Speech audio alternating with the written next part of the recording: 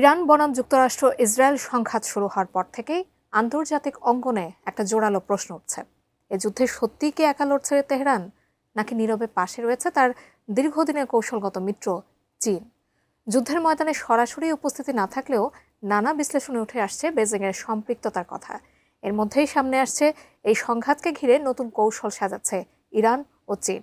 বিস্তারিত থাকছে ফারিন রহমান প্রীতির প্রতিবেদনে।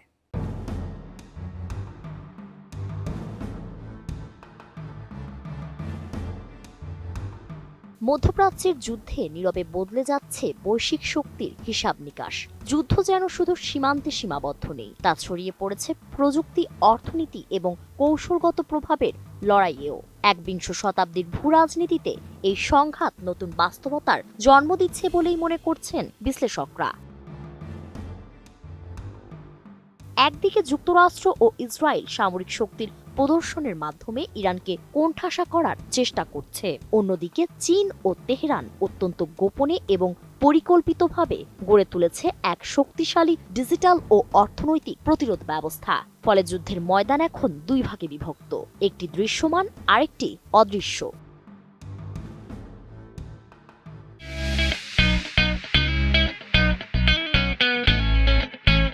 বিশ্লেষকদের মতে দীর্ঘদিনের অংশীদার ইরান ও চীন এখন নতুনভাবে বৈশ্বিক শক্তির সমীকরণ সাজানোর চেষ্টা করছে।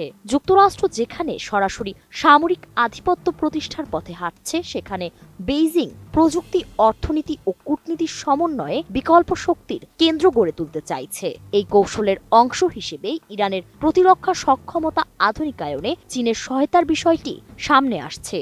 চীন তাদের ২৫ বছরের দীর্ঘমেয়াদী কৌশলগত অংশীদারিত্বের অংশ হিসেবে ইরানকে দীর্ঘ পাল্লার রাডার সরবরাহ করেছে। ফলে যুদ্ধক্ষেত্রেও বদলে যাচ্ছে সমীকরণ। আধুনিক স্যাটেলাইট নজরদারি এবং দ্রুত তথ্য আদান প্রদানের কারণে ইরান আগের তুলনায় দ্রুত প্রতিক্রিয়া জানাতে পারছে বলে ধারণা করা হচ্ছে। এতে চাপ বাড়ছে যুক্তরাষ্ট্র ও তার মিত্রদের উপর। একই সঙ্গে অর্থনৈতিক ক্ষেত্রেও শুরু হয়েছে নীরব প্রতিযোগিতা।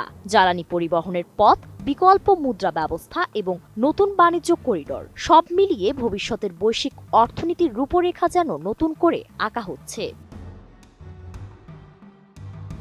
এই প্রেক্ষাপটে হরমুজ প্রণালীকে ঘিরে ইরান ও চীনের কৌশল বিশেষভাবে আলোচনায় এসেছে। ইরান এখন মূলত সেই তেলবাহী জাহাজগুলোকে চলাচলের সুযোগ দিচ্ছে, যেগুলোর লেনদেন সম্পন্ন হচ্ছে চীনা মুদ্রা ইউয়ানে। বিশ্লেষকদের মতে এটি শুধু অর্থনৈতিক পদক্ষেপ নয়, বরং বৈশ্বিক শক্তির ভারসাম্যে প্রভাব ফেলার একটি হিসেবি চাল।